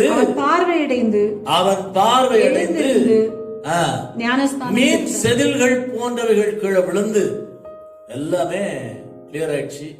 பார்வையடைகிறார், பரிசுத்த ஆவியால் நிரப்பப்படுகிறார். சோத்திரம். உடனே ஞானஸ்நானம் பெற்றுக் கொள்றார். கர்த்தருக்கு மகிமை உண்டாவதா. ஆம் கர்த்தருடைய பிள்ளைகளே, நம்மை ஆண்டவர் இந்த நாட்களிலே எதற்காக வைத்திருக்கிறார், எதற்கு இப்படிப்பட்ட நிலைமைகள் என்பதை நாம் ஆராய்ந்து பார்ப்போம். நம்மை ஆராய்ந்து பார்த்தால், நான் ஆரம்பத்திலே உங்களுக்கு சொன்னேன், நாம் நியாயம் தீர்க்கப்படுவதில்லை. நாம் ஆராய்ந்து பார்த்தால் நமக்கு நியாய தீர்ப்பு என்பது கிடையாது. அந்த உண்மையாக கர்த்தருடைய சித்தத்தை அறிந்து கொள்ள தீர்மானிக்கிற ஒரு மனுஷனுடைய இருதயம் எப்படி இருக்கும்? அந்த மனுஷனுடைய இருதயம் எப்படி? அவன் தேவ சமூகத்தில் உட்காருவான். வசனம் சொல்லுகிறது. அப்படி தேவனுடைய சித்தம் என்னங்கிறத புரிந்து கொள்றதுக்காக அந்த யாக்கோபு என்கிற தேவ மனுஷன் ஆதியாகம புத்தகத்திலே 32ஆம் அதிகாரத்துல நாம் படிக்கிறோம். இக்கட்டான நிலையில அவருக்கு வேற வழி இல்லை, ஆபத்து அவரை சூழ்ந்து கொள்ளுது. அவர் மரணத்தின் ஒரு இக்கட்டான நிலைக்கு போகிறார். நடந்த சம்பவம் என்ன? பிள்ளைகளும் கொலை செய்யப்படுவார்களோ என்கிற பயம், மனைவிகளையும் கொண்டு விடுவாரோ என்கிற பயம். அந்த பயத்துல அவர் என்ன செய்கிறாருன்னா, இதுக்கு பிறகு நான் என்ன செய்யணும், எனக்கு வேற வழி தெரியல. வேதம் சொல்லுகிறது, அந்த வசனத்தை நான் வாசிக்கலாம். 32வது அதிகாரம் 23வது வசனம் சொல்லுது, அவன் பிந்தி தனித்திருந்தான். ஆற்றை கடந்து பிந்தி தனித்து இருந்தான். வசனம் விதமாய் சொல்லுகிறது, அவன் தனியா இருந்தான். நீங்க ஆண்டவர் பேசணும்னு சொல்லி அவருடைய சமூகத்துல தனியா இருங்க. ஆண்டவரே, என்ன குறிச்சு நீங்க என்ன பேசணும்னு விரும்புறீங்க, என்ன நீங்க சொல்லணும்னு விரும்புறீங்க, நான் எப்படி நடக்கணும்னு விரும்புறீங்கன்னு தனியா இருங்க. தனியா இருந்ததுமே அவருடைய வாழ்க்கை மாறுது. யாக்கோபுடைய வாழ்க்கை இஸ்ரவேலாய் மாறுகிறது. யாக்கோபு என்றால் ஏமாற்றுக்காரர் என்று நமக்கு தெரியும். ஆனால் அந்த யாக்கோபை கர்த்தர் ஆசீர்வதித்து இஸ்ரவேல் என்ற பெயரிட்டு அவரை ஆசீர்வதித்து உயர்த்துகிறதை நாம் பார்க்கிறோம். நாம் தனியா இருக்கிற அந்த அனுபவத்துக்கு வருவோமே, கர்த்தர் நம்மை ஆசீர்வதிப்பாராக. அப்படி தனியா இருக்கிற மனுஷன் தான் என்ன பேசுவான், எப்படி பேசுவான் என்பதை சங்கீதம் 139 படிக்கிறோம். சங்கீதம் 139 எடுத்துக்கொள்ளுவோம். கர்த்தருக்கு ஸ்தோத்திரம் உண்டாவதாக. 139 சங்கீதத்திலே முதலாவது அந்த சங்கீதக்காரனாகிய தாவீது சொல்கிறார், தனிமையிலே உட்கார்ந்து ஆராய்ச்சி செய்கிற மனுஷன், தன்னைத்தானே ஆராய்ந்து பார்க்கிற மனுஷன் ஒரு பாடலை பாடி இருக்கிறதை பார்க்கிறோம். வாசித்து பாருங்க.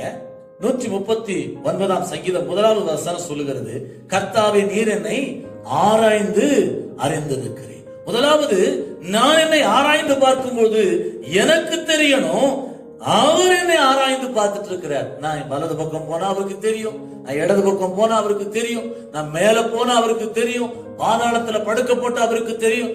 எந்த இடத்துல இருந்தாலும் அவருக்கு தெரியும் என்கிறதை ஆராய்ந்து பார்க்கிறவனுக்கு தெரியும். கர்த்தருக்கு ஸ்தோத்திரம். அவரும் என்னை ஆராய்ந்து பார்த்து கொண்டிருக்கிறார், என்னுடைய உள்ளத்தை ஆராய்ந்து பார்க்கிறார் என்கிற தெளிவு அவனுக்கு தெரியும். கர்த்தருக்கு ஸ்தோத்திரம். தேவப்பிள்ளையே, நீங்களும் நானும் அப்படி ஆராய்ந்து பார்க்கணும். அப்படி ஆராய்ந்து பார்க்கிற அவனுடைய நிலைமைதான் கடைசியா சொல்லுது, அவன் ஆராய்ஞ்சு பார்க்கிறான். ஆராய்ஞ்சு பார்த்துட்டு அவனுக்கு சிலது மறந்ததுமே கடைசியாக அந்த பாடல்ல சொல்றாரு பாருங்க. ஸ்தோத்திரம் 23, 24 வசனத்துல, தேவனே என்னை ஆராய்ந்து என் இருதயத்தை அறிந்து கொள்ளும், என் இருதயத்தை அறிந்து கொள்ளும், என்னை சோதித்து என் சிந்தனைகளை அறிந்து கொள்ளும், வேதனை உண்டாக்கும் வழி என்னிடத்தில் உண்டோ என்று, வேதனை உண்டாக்குகிற வழி என்னிடத்தில் உண்டோ என்று பார்த்து நித்திய வழியிலே நடத்தும். ஆமா, நம்ம சில வேளையில ஆராய்ந்து பார்த்துட்டு இருப்போம், நம்மளுக்கே தெரியாது, நம்ம போற வழி நம்மளுக்கே தெரியாம ஆராய்ந்து பார்த்து அந்த நித்திய வழியில என்னை நடத்தும் அப்படின்னு தேவ சமூகத்திலே தன்னை ஆராய்ந்து பார்க்கிறவன் தான் அந்த காரியத்துக்கு ஒப்பு கொடுப்பான். கர்த்தருக்கு ஸ்தோத்திரம். ஏன்னா நம்மை ஆராய்ந்து பார்த்தாதான் தேவன் என்னை ஆராய்ந்து பார்க்கிறார் என்று சொல்லி அவருடைய ஆராய்தலுக்கு நம்முடைய இருதயத்தை ஒப்பு கொடுக்க முடியும். அப்படி ஒப்பு கொடுத்தா என்னுடைய வழிகள் எப்படி இருக்குது ஆண்டவரே, வேதனை உண்டாக்குற வழி, உமக்கு பிரியமில்லாத வழி என்னிடத்துல இருக்குதா அப்படின்னு நம்ம கேட்கணும். இது மாதிரி யாராவது கேட்க முடியுமா? கேட்கணும். தாவீது கேட்டதுனால்தான் அவருடைய வாழ்க்கையில முடிவு வரைக்கும், முதிர் வயது வரைக்கும் கர்த்தருக்காக வாழ்ந்து தன்னுடைய ஓட்டத்தை முடித்தார். கர்த்தருக்கு மகிமை உண்டாவதாக. தேவ பிள்ளைகளே, கர்த்தருக்கு ஸ்தோத்திரம். அடுத்ததாக நான் உங்களுக்கு சொல்லுகிறேன், சில காரியங்களை கூட நாம் கவனிக்க போகிறோம். கர்த்தருக்கு மகிமை யாக சில வசனத்தை கவனிக்கலாம்.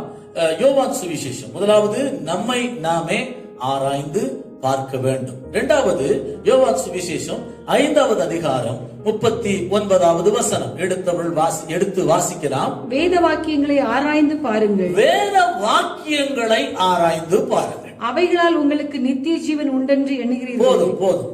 வேத வாக்கியங்களை அப்படின்னா வசனத்தை ஆராய்ந்து பார்ப்போம். முதல்ல என்னை நானே ஆராய்ந்து பார்க்க வேண்டும்.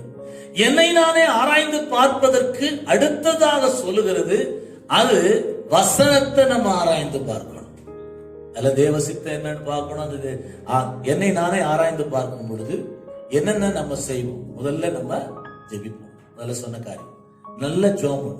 அவர் சத்தத்தை கேட்கணும்னு விரும்பும், அவருடைய சித்தத்தை செய்யணும்னு கேட்போம். அவர் நமக்கு எல்லாத்தையும் சொல்லுவோம். அப்படி செய்கிற வேளையில நமக்கு அற்புதம் நடக்கும் என்பதை நாம் அறிந்து கொண்டோம். கர்த்தருக்கு ஸ்தோத்திரம். இரண்டாவதாக, நாம் நம்முடைய வழிகளை ஆராய்ந்து பார்ப்பதற்கு கண்ணை மூடிட்டு உட்கார்ந்திருந்தா போதாது. ஆரம்பத்தில் சொன்னேன், தேவனுடைய ஆலயத்தில் உட்கார்ந்து ஆராய்ச்சி பண்ணும். இரண்டாவது, இப்பொழுது நான் உங்களுக்கு சொல்லுகிறேன், எங்க வசனத்துக்கு வேத வாக்கியங்களை ஆராய்ந்து பாருங்க. இன்னைக்கு வேற எந்த காரியத்தை நம்ம ஆராயறதுக்கு இடம் கொடுக்கும், ஆனா நம்மள ஆராய்ச்சி பார்க்கவே மாட்டோம். ரெண்டாவது, வசனத்தை ஆராய்ச்சி பார்க்கறது கிடையாது. வசனத்தை இன்னைக்கு எப்படி படிக்கிறாங்க, எப்படி படிக்கிறீங்க எனக்கு தெரியல. அநேகர் படிக்கிற நிலை என்னன்னா, ஐயோ இன்னைக்கு 2 அதிகாரம் படிக்கணுமே அப்படின்னு படிக்கிறாங்க. அப்படி படிக்க கூடாது. வசனத்தை ஆண்டவர் என்ன சொல்லுகிறார், என்னை குறித்து தேவன் என்ன சொல்லுகிறார், என்னுடைய வழிகளை குறித்து ஆண்டவர் என்ன சொல்லுகிறார்? சோத்திரம். ஏன்னா என்னுடைய வழி வசனத்தின்படி இருந்தா என்னுடைய சத்துருவை எனக்கு பிரியமாய் மாறுவதற்கு, என்னை நேசிப்பதற்கு கர்த்தர் வழி செய்வார். வசனத்தை நம்ம ஆராய்ந்து பார்க்க வேண்டும். வசனத்தை ஆராய்ந்து பாருங்கள், அதிலே நித்திய ஜீவன் இருக்கிறது. அந்த வசனத்தை ஆராய்ந்து பார்க்கும் பொழுது நமக்கு நித்திய ஜீவன் இருக்கிறது. தொடர்ந்து நம்ம சில வசனங்களை கூட வாசிக்கலாம். அந்த வசனம் தான் நம்முடைய வாழ்க்கையினுடைய இருளுள்ள நிலைகளையும் மாற்றுவதையும் நாம் பார்க்க முடியும். 2 பேதுருவின் புத்தகம் முதல் அதிகாரம் 19வது வசனம் சொல்லுகிறது, வாசிக்கலாம். அதிக உறுதியான தீர்க்கதரிசன வசனம் நமக்கு உண்டு. அதிக உறுதியான தீர்க்க தரிசன வசனம் நமக்கு பொழுது விடிந்து விடிவெள்ளி உங்கள் இருதயங்களில் உதிக்கும் அளவும், விடிவெள்ளி உங்கள் இருதயங்களில் உதிக்கும் அளவும், இருள் உள்ள ஸ்தலத்தில் பிரகாசிக்கிற விளக்கை போன்ற வசனத்தை கவனித்து, அந்த வசனத்தை, இருளுள்ள ஸ்தலத்தை, நம்முடைய இருதயத்தில சில வேளைகளில் இருள் இருக்கும், நம்முடைய வாழ்க்கையில இருள் இருக்கும், இந்த உலகத்தில் இருள் இருக்கிறது.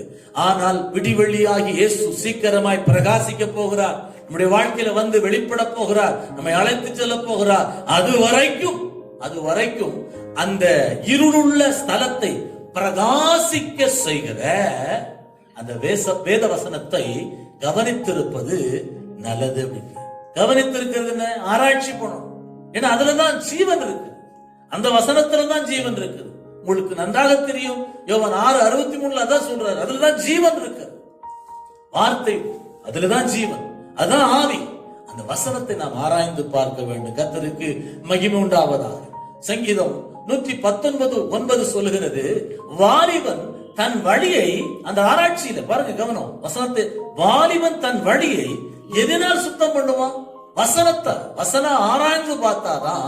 வசனத்தை சும்மா படிச்சுட்டு உட்கார்ந்து இருந்தா வழியை சரி பண்ண மாட்டான். இந்த வசனம் என்ன சொல்லுது? இந்த வார்த்தை என்ன சொல்லுது? உன் தகப்பனை தாயை கனம் பண்ணுவாங்கன்னு சொல்லுதே. நீ பிறனுடைய யாதொன்றை இச்சியாதிருப்பாய் என்று சொல்லுகிறதே.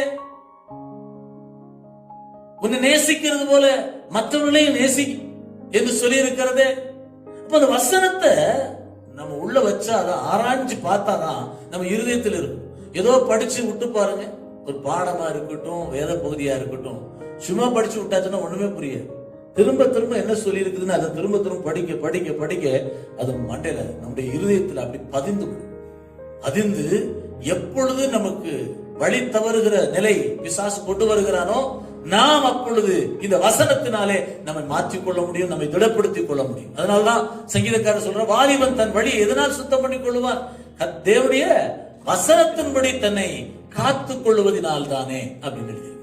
வசனம் தான் வாலிப வாழ்க்கையை சரி பண்ண முடியும். கர்த்தருக்கு ஸ்தோத்திரம். வசனம் இல்லாம நம்முடைய வாழ்க்கை சரியாகுமா? பெரியவருடைய நிலைமை என்ன? 45வது வசனம் வாசிக்கலாம். நான் உம்முடைய கட்டளைகளை ஆராய்கிறபடியால்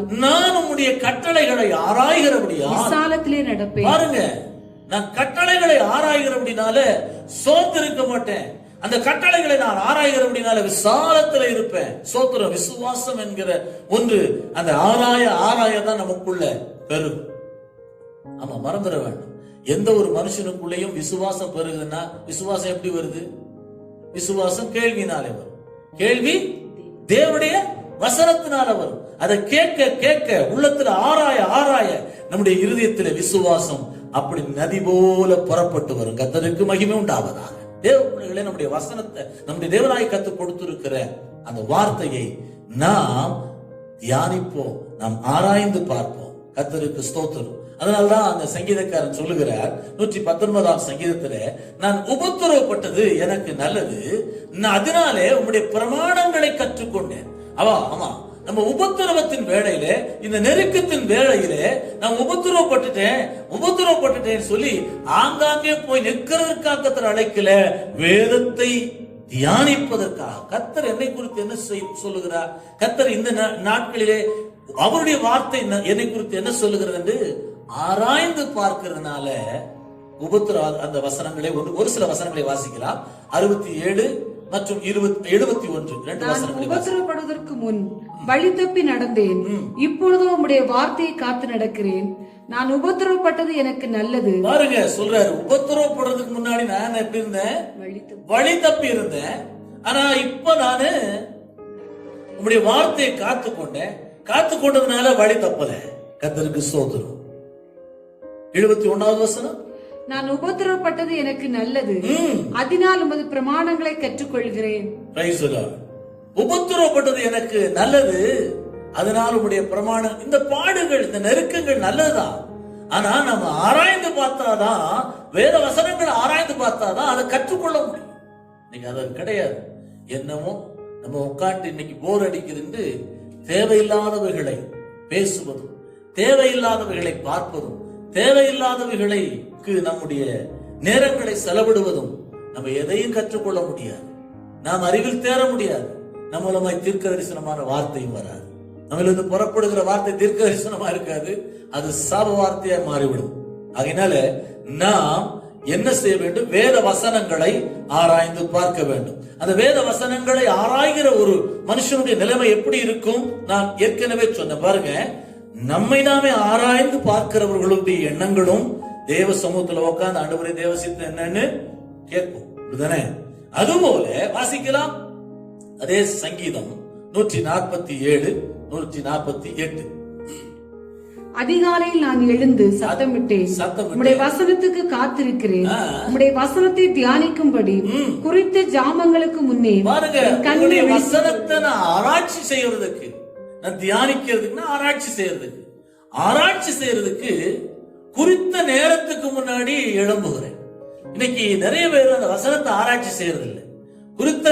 குறித்த நேரத்துக்கும் அதுக்கும் பிறகு ஆஃப் பண்ணி வச்சுட்டு, அலாரத்தை ஆஃப் பண்ணி வச்சுக்கிட்டு கம்பளியை போத்திட்டு படுக்கிறது தான் நம்முடைய வேலை. ஆனா உண்மையா ஆராய்ந்து பார்க்கிற மனுஷனுடைய நிலைமை எப்படி? குறித்த நேரத்துக்கு முன்னாடியே, ஆமா என்னுடைய அந்த டைம் அப்படின்னா 3 மணிக்கு நான் அலாரம் வச்சிருக்கிறேன், ஆனா எனக்கு 2:30க்கே ஞாபகம் வருது. கர்த்தருக்கு ஸ்தோத்திரம். இன்னைக்கு நிறைய பேருக்கு காலைல 7 மணிக்கு அலாரம் வைக்கிறாங்க, ஆனா 9 வரைக்கும் தான் எழுப்புறாங்க. ஸ்தோத்திரம். நான் சொல்றது யாரையோ நான் குற்றப்படுத்துறேன்னு நினைக்க கூடாது. நிறைய வேளைகள்ல நம்ம ஆராய்ச்சி, வசனத்தின் மேல் ஆராய்ச்சின்னா அந்த நேரத்துல அதிகாலை வேளையில வசனத்தை எடுத்து தியானிக்க முயற்சி செய்து பாருங்க. தேவன் நம்மோடு பேசுகிறத பார்க்க முடியும். நம்முடைய வழிகளை குறித்து அவர் தெளிவாய் சொல்லுகிறதை பார்க்க முடியும். அதிகாலை வேளையில அந்த வசனங்களை தியானித்து பாருங்க. பகல்ல நம்ம படிக்கிறது சரியில்லைன்னு சொல்லல, அதிகாலையில படிக்கிற பொழுது கர்த்தருடைய வார்த்தை நம்மோடு பேசுகிறதை நாம் கவனிக்க முடியும். கர்த்தருக்கு ஸ்தோத்திரம். அதனால்தான் சங்கீதக்காரர் சொல்றாரு, நான் அந்த வேத வசனத்தின் மேல எனக்கு ரொம்ப வாஞ்ச, அதனால குறித்த நேரத்துக்கு முன்பதாகவே என்னுடைய கண்கள் விழித்துக் கொள்ளுகிறது. 164வது வசனத்தை வாசிங்க. உமது நீதி நியாயங்களின் நிமித்தம், அந்த நீதி நியாயங்களின் நிமித்தமாக நாளில் 7 தரம் உம்மை துதிக்கிறேன். பாருங்க, அந்த நீதி நியாயங்களின் நிமித்தமாக அந்த வசனத்தை ஆராய்ச்சி செய்ததுனால நான் ஒரு நாள்ல 7 முறை துதிக்கிறேன். ஆமா, சோத்திரம். அப்படின்னா 7 முறை ஜெபம் பண்ற. எத்தனை முறை? 7 முறை. நம்ம எல்லாம் 7 முறை இல்ல, நம்ம 15 முறையே ஜெபம் பண்ணுவோம். எப்படி? காலையில சாப்பிடும் போது ஒரு ஜெபம், மத்தியானம் சாப்பிடும் போது ஒரு ஜெபம், நைட் சாப்பிடுவோம். 3 நேரம் ஆயிடுச்சு. காலையில எழுந்ததுமே ஆண்டவரே நாளை ஆசீர்வதியும் 1, அப்போ அது என்னாச்சு? 4 முறை ஆயிடுச்சு. அடுத்து நைட்டு படுக்கும் போது ஒரு முறை, 5 முறை ஆயிடுச்சு.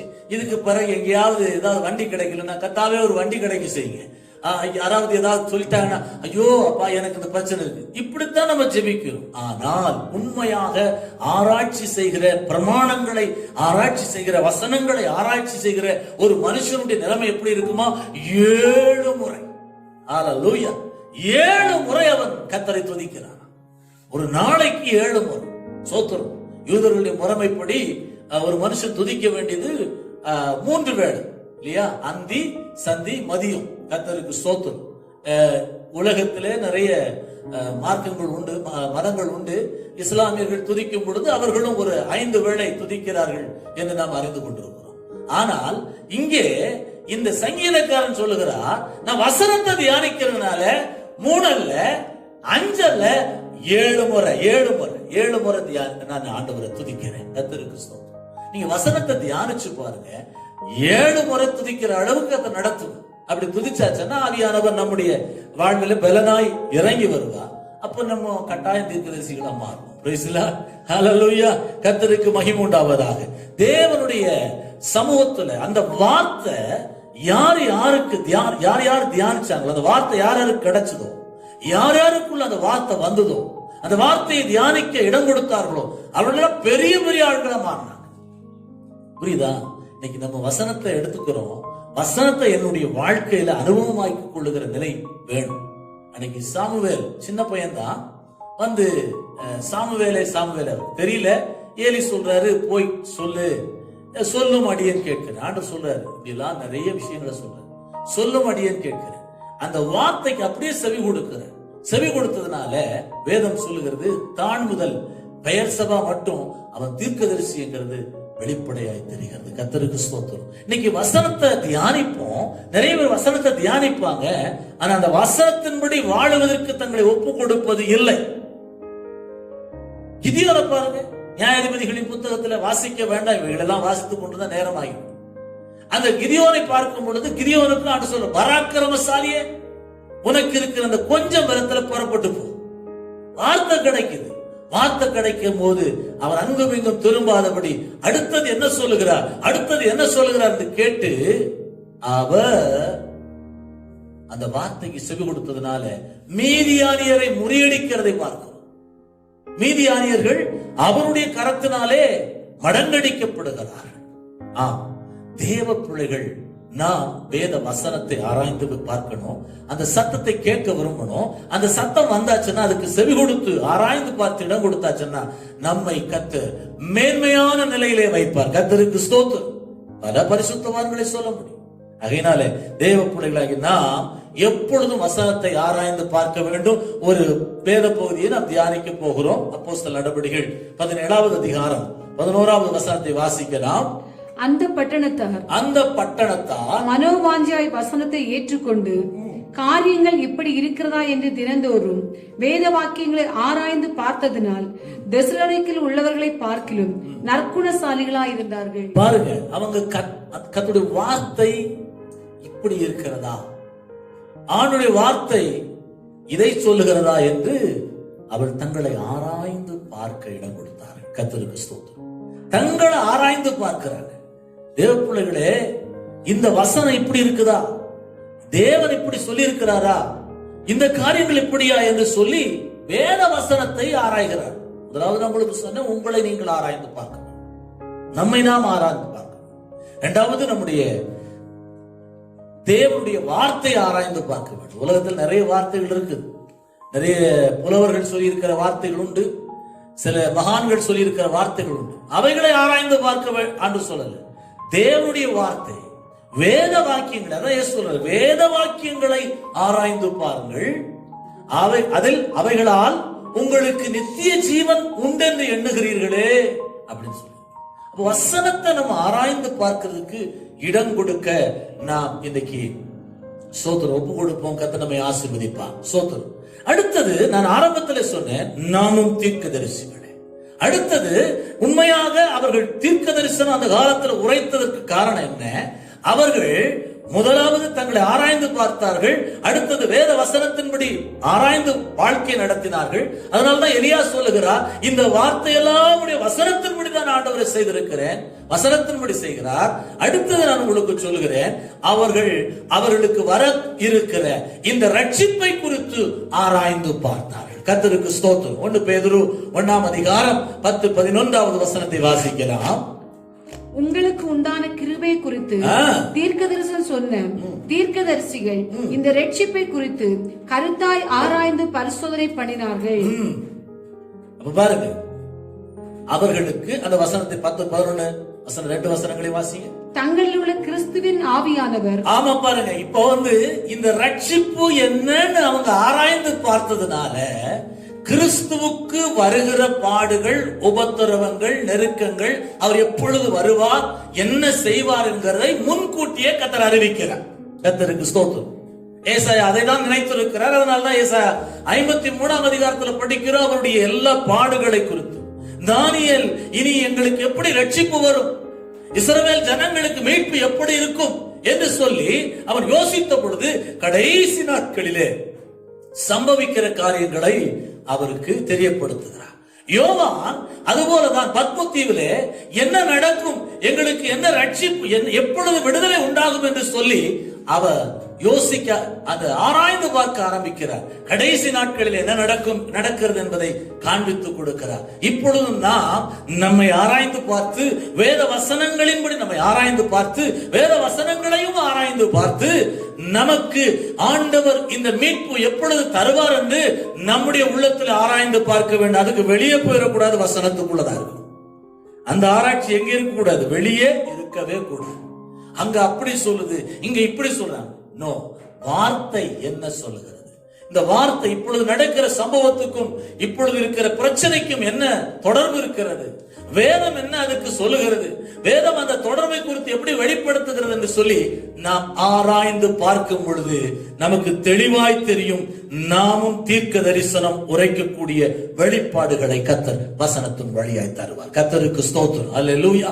அது நமக்கு அவசியமா இருக்கிறது. எபிரேயர் 2ஆம் அதிகாரம் 4வது வசனம். அந்த ரட்சிப்பை குறித்து நாம ரொம்ப யோசித்துட்டே இருக்கணும். அந்த நாட்களிலே ரட்சிப்பு இருந்தது. அந்த ரட்சிப்பை குறித்து ஜனங்களுக்குள்ள ஒரு மந்தமான நிலை காணப்படும். இன்னைக்கும் ஆண்டவர் ரட்சித்தது அந்த நாள்ல தான் கொஞ்சம் சந்தோஷம். அதுக்கு பிறகு இப்ப எல்லாம் ரட்சிப்பு அது என்கிறது அவங்களுக்கு இருக்கான்னு தெரியல. நிறைய பேர் அதை மறந்துடுறாங்க. அதுதான் எபிரேயர் 2:4 சொல்றாரு, அடையாளங்களினாலும் அற்புதங்களினாலும் பலவிதமான பலத்த செய்கைகளினாலும் தம்முடைய சித்தத்தின்படி பகிர்ந்து கொடுத்த பரிசுத்தாவின் வரங்களினாலும் தேவன் தாமே சாட்சி கொடுத்ததுமாய் இருக்கிற இவ்வளவு பெரிதான ரட்சிப்பை குறித்து நாம் கவலையற்று இருப்போமானால் தண்டனைக்கு இவ்வளவு பெரிய ரட்சிப்பை குறித்து கவலையற்ற, அந்த ஆராய்ந்து பார்க்காத நிலை இருக்குமானால் வீழ்ச்சி என்பது உண்டாகும். வீழ்ச்சி வந்தால் தண்டனைக்கு தப்ப முடியாது. அதனால நமக்கு கொடுத்திருக்கிற அந்த ரட்சிப்பு எவ்வளவு பெரிய விலையேற பெற்றது, உன்னதமானது என்பதை நாம் ஆராய்ந்து பார்க்கணும். அந்த நாட்களில் அப்படித்தான் சீஷர்களும் இருந்தாங்க.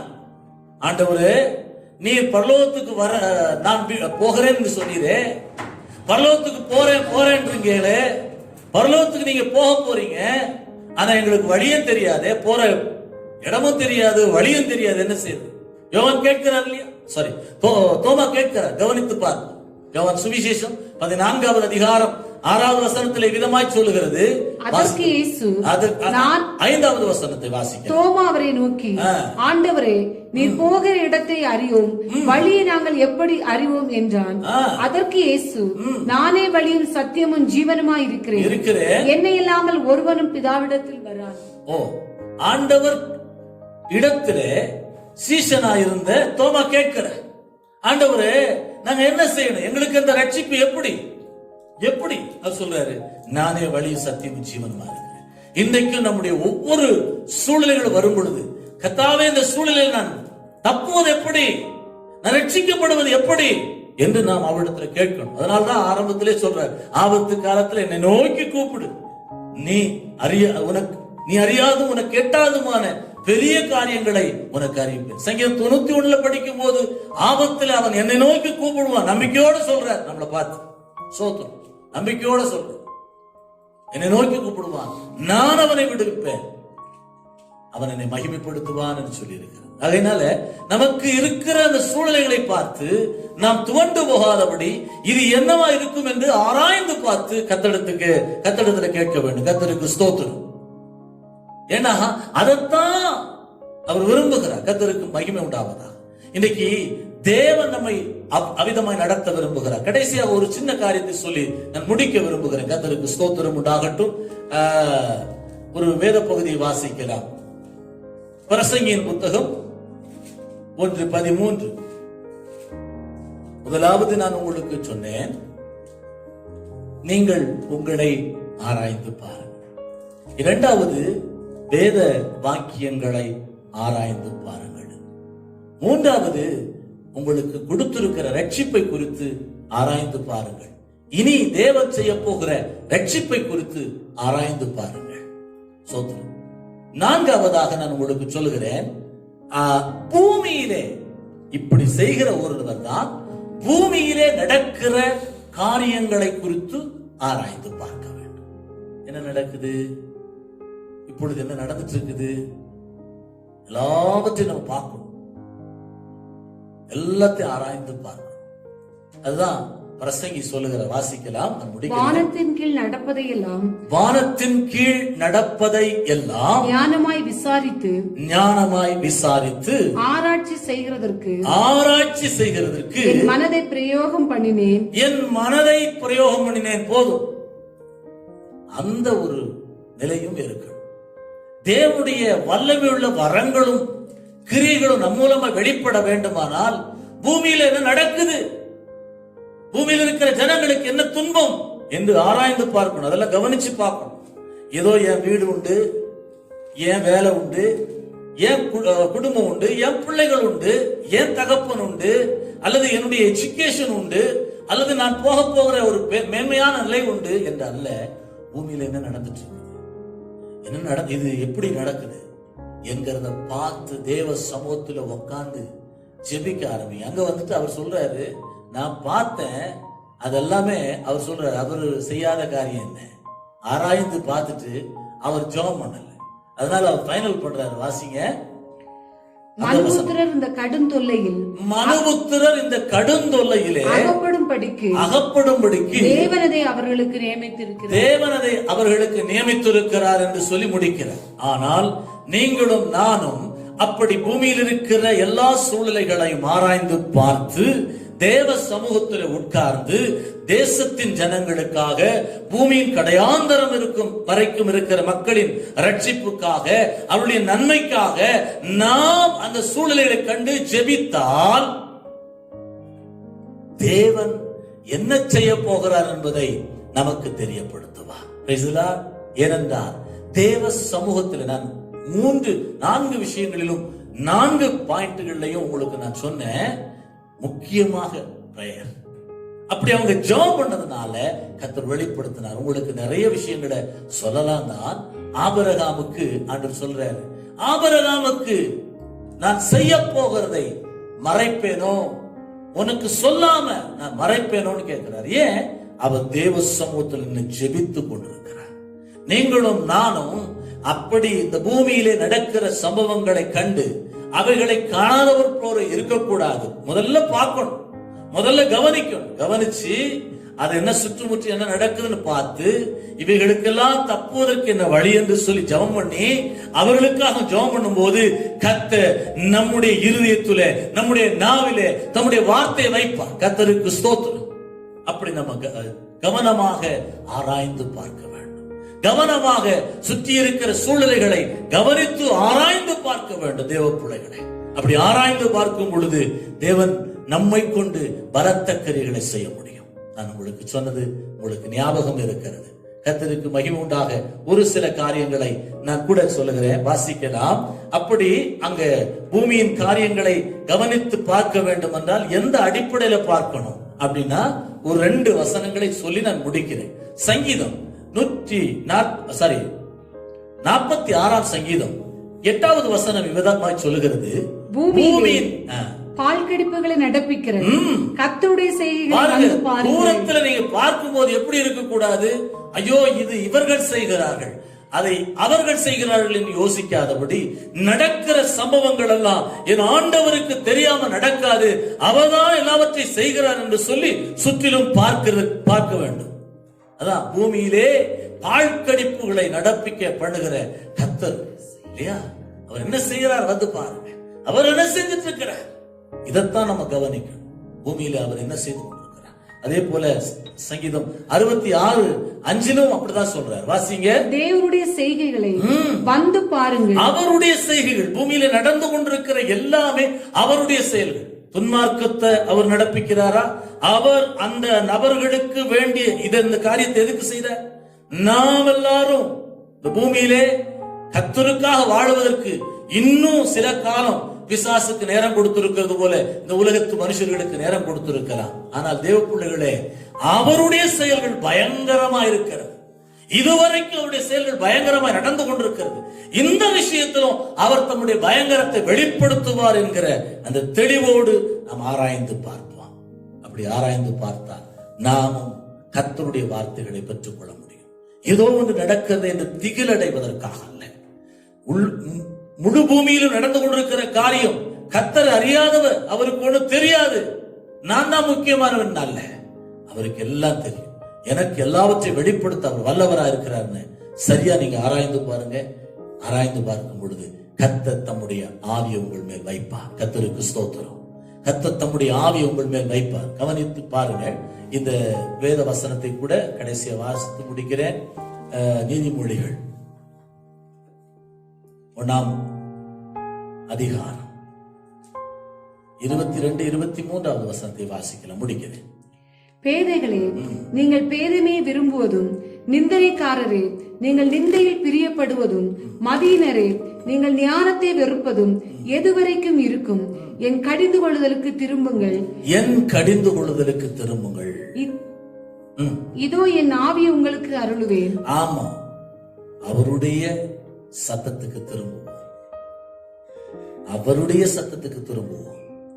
அப்பொழுது அவர் தம்முடைய ஆவியை நம்மேல் வைப்பார். அவருடைய ஆவி நம்மேல் வரும் பொழுது, யோவேல் தீர்க்கதரிசனம் 2ஆம் அதிகாரத்தில் படிக்கிறோம், மாம்சமான யாவர் மேலும் ஆவி வரும். அப்பொழுது உங்களுடைய குமாரர்கள் தீர்க்க தரிசனம் சொல்லுவார், உங்களுடைய குமாரத்திகள் தீர்க்க தரிசனம் சொல்லுவார், உங்களுடைய மூப்பர்கள் சொப்பனங்களை காண்பார். ஆகையினாலே அவருடைய ஆவி வரும். நாம் ஆராய்ந்து பார்ப்போம். ஆராய்ந்து பார்க்கிற வேளையிலே அவருடைய கடிந்து கொள்ளுதலுக்கும் இடம் கொடுப்போம். அவர் கடிந்து கொள்ளுகிறாரே என்று சொல்லி நம்ம சத்திய வேதத்தை ஒதுக்கி வைக்க வேண்டாம். அதற்கு இடம் கொடுப்போம். கடிந்து கொள்ளுதல் வந்தவுடன் அவரிடத்துக்கு திரும்பும். புலம்பல் புத்தகத்தில் நாம் படிச்சோம் இல்லையா? நாம் நம்மை ஆராய்ந்து பார்த்து நம்முடைய வழிகளை சரிப்படுத்திட்டு கர்த்தரிடத்துக்கு திரும்புவோம். நாம் ஒரு வல்லமையான தீர்க்கதரிசிகளாய் இந்த பூமியிலே எழும்புவதற்கு கர்த்தர் நமக்கு உதவி செய்வார். கண்களை மூடுவோம், ஜெபிக்க போவோம். அல்லேலூயா. நன்றியோடு துதிக்கிறோம் ஆண்டவரே. அல்லேலூயா, அல்லேலூயா, அல்லேலூயா. தேவாதி தேவனே, நன்றியோடு துதிக்கிறோம். பரிசுத்தரே, நன்றியோடு துதிக்கிறோம். அப்பா, நல்லவர், நல்லவர், நல்லவர். கண்களை மூடுவோம். முதல்ல சொன்னது ஞாபகத்தில் வைத்து உங்களை நீங்களே நிதானித்து பாருங்கள். வசனத்தை ஆராய்ந்து பாருங்கள். தேவன் உங்களுக்கு கொடுத்திருக்கிற ரட்சிப்பை, அவர் இனி தரப்போகிற அந்த மகா பெரிய ரட்சிப்பை ஆராய்ந்து பாருங்கள். அப்படி ஆராய்ந்து பார்க்கிற நீங்களும் நான் பூமியில் என்ன நடக்கிறது, தேவன் என்ன செய்கிறார் என்பதை ஆராய்ந்து பார்ப்போம்.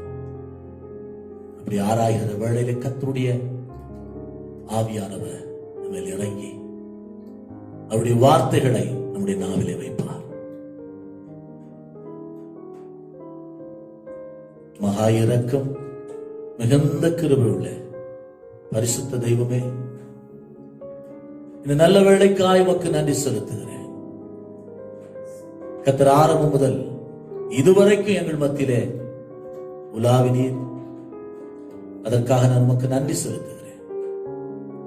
இந்த நாளிலே கர்த்தருடைய ஆவியானவர் எங்களையும் உம்முடைய தீர்க்க தரிசனமான வார்த்தைகளினால் நிரப்பி, எங்களுடைய நாவு விரைவாய் எழுதுகிறவனுடைய எழுத்தாணி என்று சொல்கிறது போல நம்முடைய நல்ல தீர்க்க தரிசன வார்த்தைகளை வெளிப்படுத்துகிற நாவாயிருக்கும்படி எங்களை அர்ப்பணிக்கிறோம். எங்களை ஆராய்ந்து பார்க்கிறோம். வசனத்தின் மேல் பசிதாகமாயிருந்து வசனத்தை ஆராய்ந்து பார்க்கிறோம். எங்களுக்கு கொடுத்த ரட்சிப்பை நாங்கள் ஆராய்ந்து பார்க்கிறோம். தேவன் பூமியின் நடுவிலே என்ன செய்கிறார் என்பதை ஆராய்ந்து பார்க்கிறோம். கர்த்தர் எங்களை அப்படி பலப்படுத்துவதற்காக நன்றி.